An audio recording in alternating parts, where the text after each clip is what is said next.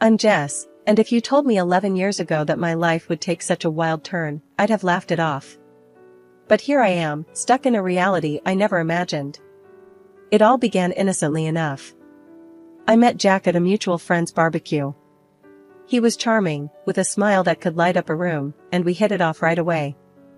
Fast forward through a whirlwind romance, and we were married, living what seemed like a dream. A year into our marriage, our son Max came into the world, making our little family feel complete. Life got real tough when Max started getting sick all the time.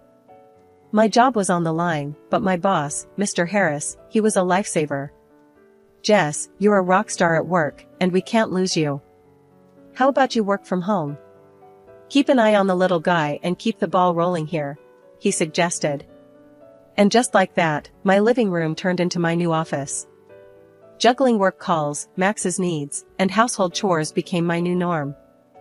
But that's where the fairy tale ended and real life began. As I became the superwoman handling it all, something in Jack changed. The man who used to help around the house, who used to play with Max for hours, began to change. It was like he resented me for being at home, even though it was for our son. He'd walk in from work, not even a hello before he'd slump on the couch, eyes glued to his phone. Jack, could you help Max with his homework? I'd ask after a long day of balancing spreadsheets and laundry. I'm beat, Jess. You handle it. You're home all day, aren't you? He'd reply, not even looking up. His words stung, but I bit my tongue. I didn't want to fight in front of Max, who was becoming more perceptive each day. But it wasn't just me. His attitude towards Max shifted too. Gone were the days of patient father-son chats. Now, it was all short, snappy comments. Max, quit being a baby. Man up. Jack would snap when Max struggled with something. I tried to talk to Jack about it, to understand what was eating at him. But every attempt just bounced off him like he was made of stone. Jack, we need to talk. This isn't working, I said one evening when Max was at a sleepover. Here we go again. Nag, nag, nag. You know, maybe if you weren't so busy playing the perfect housewife, you'd see I'm dealing with real stress at work, he retorted, his words laced with a bitterness that took me aback. But we're supposed to be a team, Jack. It's us against the problem, not us against each other, I shot back, my patience wearing thin. Save it, Jess. I've got enough on my plate without home becoming another battlefield, he said, dismissing the conversation with a wave of his hand before storming out. I stood there, in the silence of our living room, feeling more alone than ever. It was like living with a stranger, a man who wore the same face as my husband but carried none of his warmth, none of his love. The shift in Jack's behavior didn't just come out of the blue. It crept in slowly, like a shadow growing longer as the sun sets, until one day, the room was dark. About 3 years back, that's when the late nights started becoming more frequent. Each time Jack walked through the door past midnight, his excuses were as thin as paper. It was a Tuesday, I remember, because Max had just won his soccer game, and we were waiting to celebrate with Jack. But as usual, the chair at the head of the table remained empty. Max's eyes kept darting to the clock, then to the door, and finally, settling on me with a mix of disappointment and confusion. I plastered a smile on my face, trying to keep the mood light. Your dad's really swamped at work, honey. But he's so proud of you, you know that, right? I reassured Max, but the words felt hollow even to me. It wasn't until much later that Jack decided to grace us with his presence. The sound of the door creaking open pulled me out of my troubled thoughts. I was sitting at the kitchen table, the remains of a celebration that never was laid out in front of me. Jack walked in, looking worn out, but there was something else in his demeanor, something off. I could smell the faint trace of perfume, definitely not mine, and it made my stomach churn. Jack, where have you been? Max waited up for you. He won his game today, remember? I tried to keep the accusation out of my voice, but it was hard. The game. Yeah, work, Jess. It's killing me. You know how it is. Jack mumbled, not even bothering to meet my gaze as he made a beeline for the fridge. No, I don't know, Jack. It seems like work is all you ever have to say these days. And what's that smell? Since when do your colleagues wear such strong perfume? I pushed, the words spilling out before I could stop them. Jack's head snapped up, his eyes narrowing. What are you implying, Jess? That I'm cheating on you? That's rich, coming from someone who's holed up here all day. The accusation stung, and I felt my face flush with anger. I'm here taking care of our son, our home, while you're out there doing God knows what. And it's not just the perfume, Jack. I found a strand of black hair on your jacket. Last time I checked, my hair was blonde. Jack let out a scoff, his ego inflating like a balloon. Oh, please, Jess. You're being paranoid. You think just because I come home smelling like someone else's perfume, I'm having an affair? Maybe you're just jealous. Maybe you still want me, huh? I was taken aback by his mockery. It wasn't like him. The Jack I knew would have reassured me, would have laughed it off and made me feel like a fool for even doubting. But this man, this stranger in my kitchen, he was egging me on, almost enjoying it. You think this is funny, Jack? Our marriage is hanging by a thread, and you're standing there making jokes? What happened to you? My voice broke, the frustration and hurt I'd been bottling up finally spilling over. Jack shrugged, his expression cold and detached. Maybe I've just had enough, Jess. Enough of this domestic bliss you keep trying to shove down my throat. I'm out there busting my ass every day, and I come home to this nagging and suspicion. You want to know where I've been? Out, where I don't have to deal with this crap. With those words, he grabbed a beer from the fridge and headed towards the living room, leaving me standing there, a mix of disbelief and anger coursing through me. As I heard the TV flick on, the familiar sound of laughter from some late-night show filling the house, I realized that the gap between us had grown too wide to bridge with mere words. The day started like any other, with Max's laughter filling the house as I juggled work and household chores. But a call from Mr. Harris changed everything. Jess, we need you in the office today. Big client coming in, and we can't do this without you, he said. I was torn.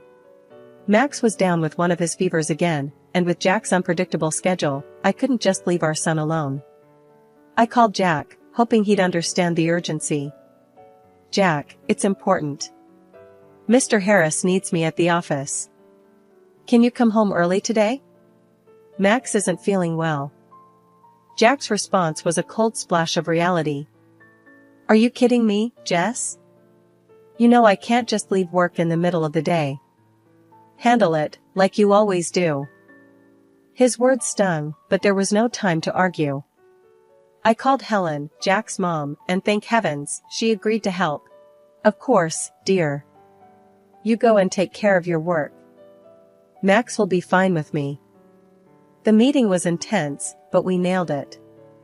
Mr. Harris suggested celebrating at a nearby restaurant, and though my mind was at home with Max, I couldn't refuse. We settled into our seats, the clinking of glasses and the murmur of conversations around us. But as I scanned the room, my heart dropped. There, in a dimly lit corner, was Jack, his hand on another woman's, their heads close together in intimate conversation. I felt like I'd been punched in the gut. Mr. Harris noticed my pale face. Jess, are you all right? You look like you've seen a ghost. I shook my head, not trusting my voice. I need a moment, I managed to say, my legs shaky as I stood up. I headed to the restroom, my mind racing. This couldn't be happening. Not Jack. Not us. But the truth was right there, laughing and flirting over candlelight. I splashed water on my face, trying to calm the storm inside me. As I looked in the mirror, a fierce determination replaced the shock. I wouldn't let this slide. Not this time. Back at the table, I apologized to Mr. Harris and the clients. I'm sorry, I need to take care of something urgent. Please excuse me. I left the restaurant, my mind a whirlwind of hurt and anger. Jack didn't even notice me leave, so engrossed was he in his affair. I made it home, my hands trembling as I opened the door. Helen was there, her concerned eyes meeting mine. Is everything alright, dear? I couldn't spill it, not then. Just a rough day at work, Helen. Thanks for watching, Max. Helen gave me a knowing look. Anything you want to talk about? I forced a smile. Nothing to worry about. Just work stuff. Thanks again, Helen. After Helen left, the silence of the house wrapped around me. The image of Jack with that woman replayed in my mind. But I wasn't about to let anger take the wheel. This fury was fuel. Jack had made his choice, and now it was my move. The game had shifted, and as the night crept in, a plan began to form. A plan to make sure Jack regretted betraying the family he took for granted. The next morning felt heavy, like I was carrying a weight around my heart. Jack had left early, his usual routine, acting like nothing was wrong. But everything had changed for me. As I watched Max play, his innocence a stark contrast to the mess of our lives, I knew I had to act. But how?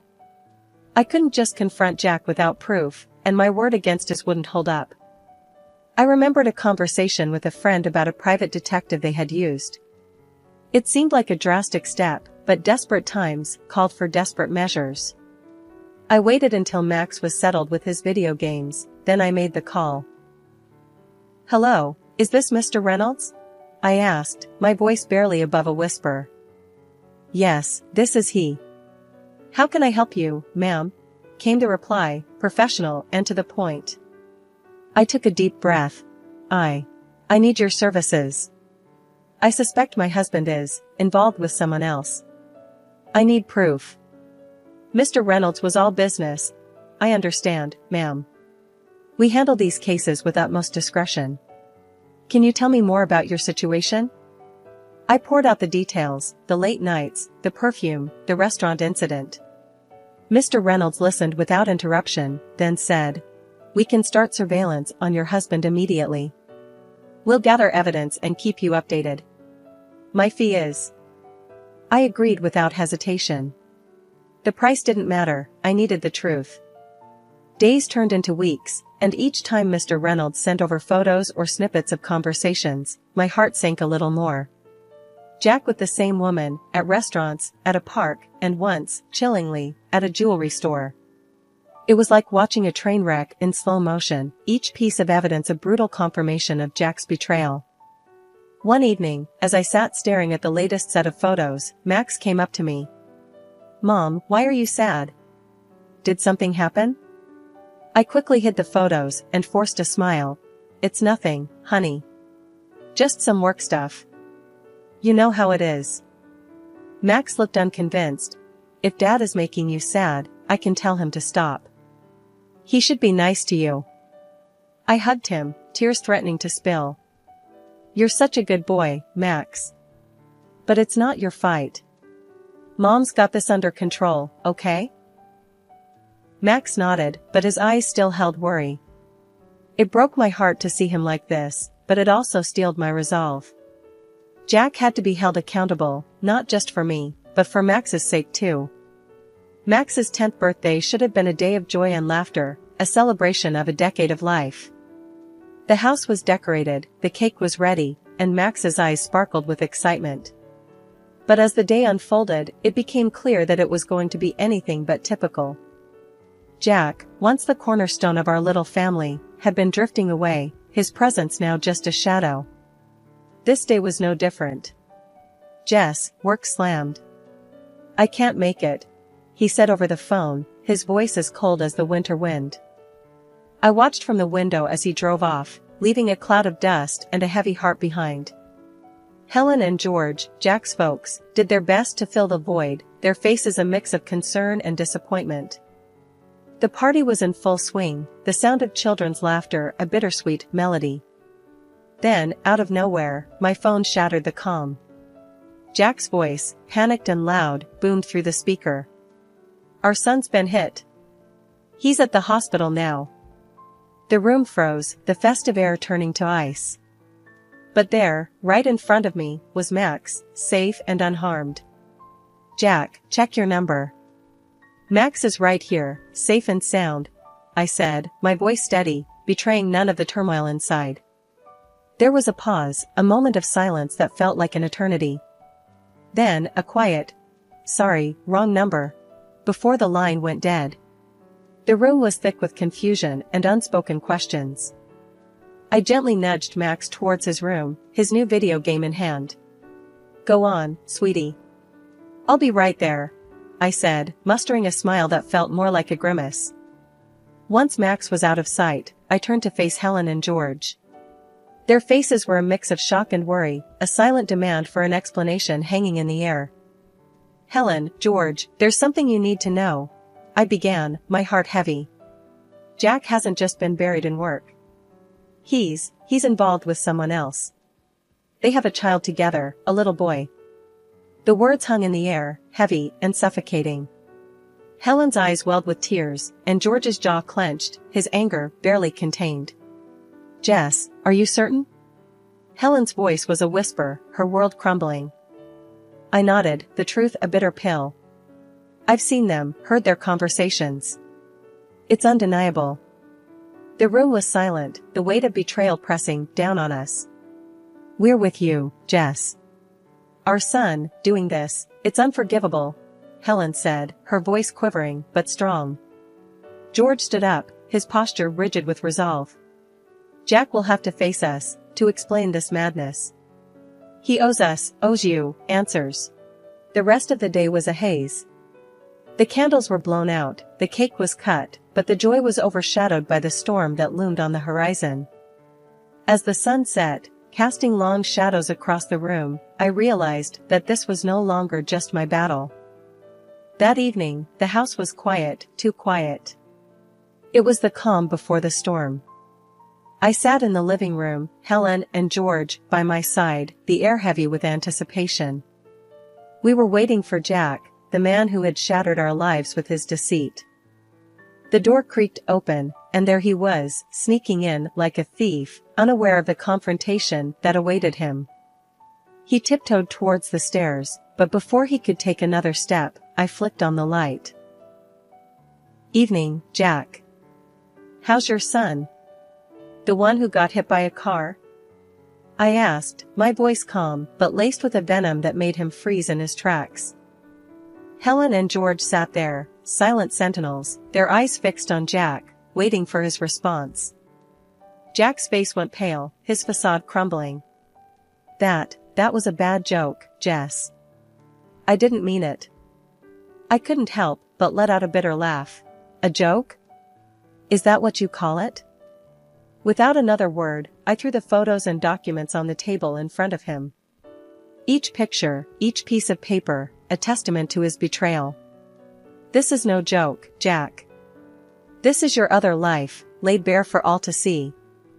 Jack's eyes darted from the photos to his parents, the magnitude of his actions finally sinking in. I can explain," he stammered, but his words fell flat. "You're done talking, Jack. These pictures, these documents, they speak louder than any lie you could come up with," I said, my resolve steel. Helen let out a sob, her hands covering her face. George's expression was stone, his disappointment a tangible force in the room. "To think our son would stoop this low," he muttered. Jack turned to his parents, desperation in his eyes. "Mom, Dad, I..." But George cut him off, his voice firm and final. "You've made your bed, Jack. Now you lie in it. I'm cutting you off. Everything you would have gotten goes to Max." Jack looked at me, a last-ditch plea in his eyes. "Jess, please. I'll do anything. Don't do this." But the time for mercy had passed. "You had your chance, Jack. Now it's time you face the consequences. I want a divorce, and I'll make sure you pay for every heartache you've caused." The room was silent, the finality of my words hanging in the air.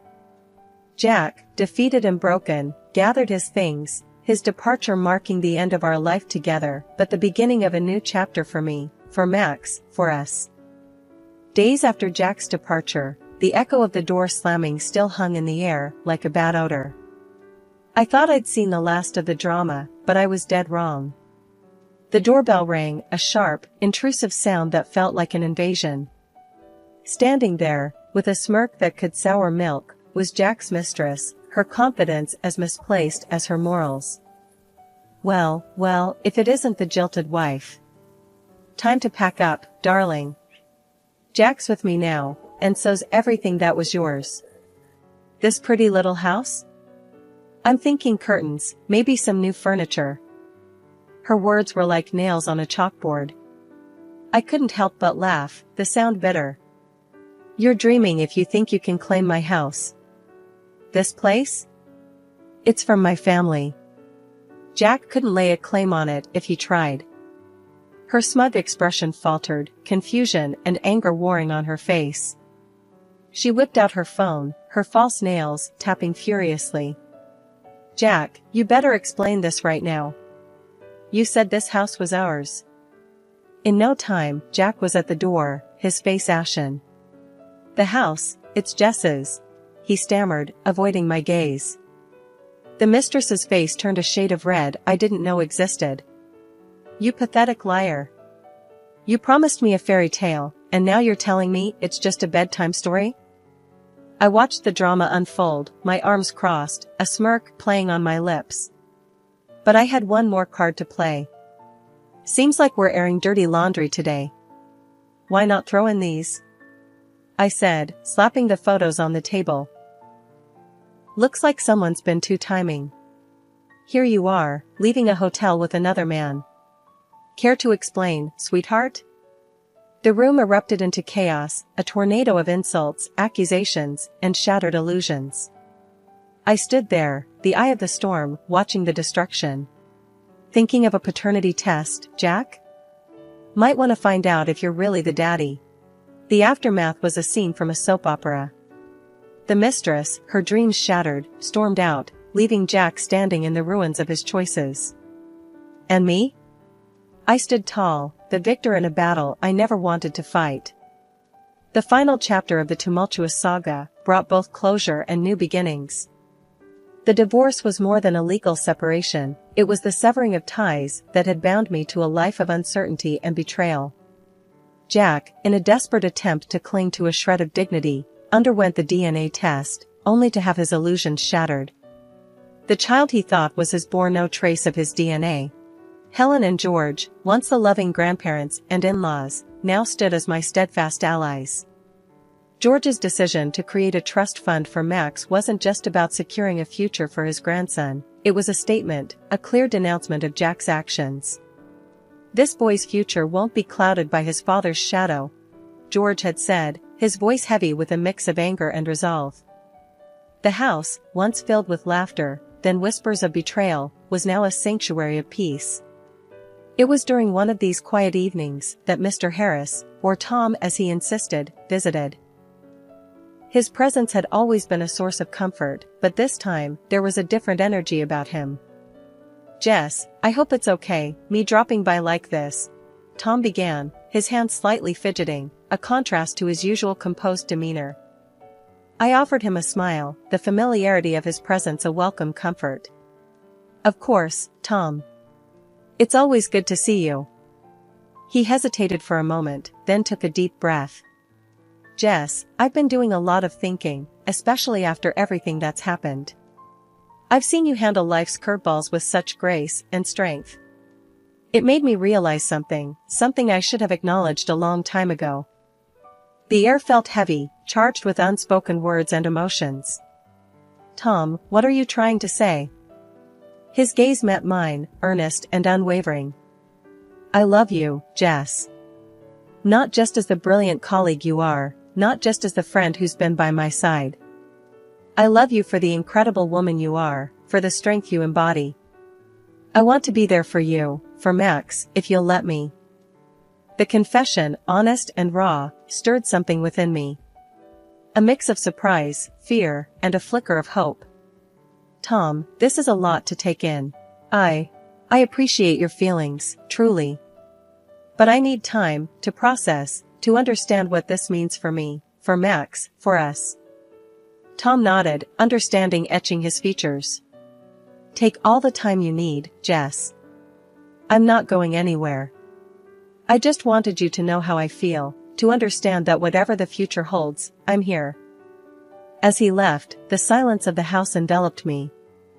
The words we'd exchanged echoed in my mind, a gentle yet profound reminder that life still had surprises in store, that maybe, the end of one chapter was simply the beginning of another.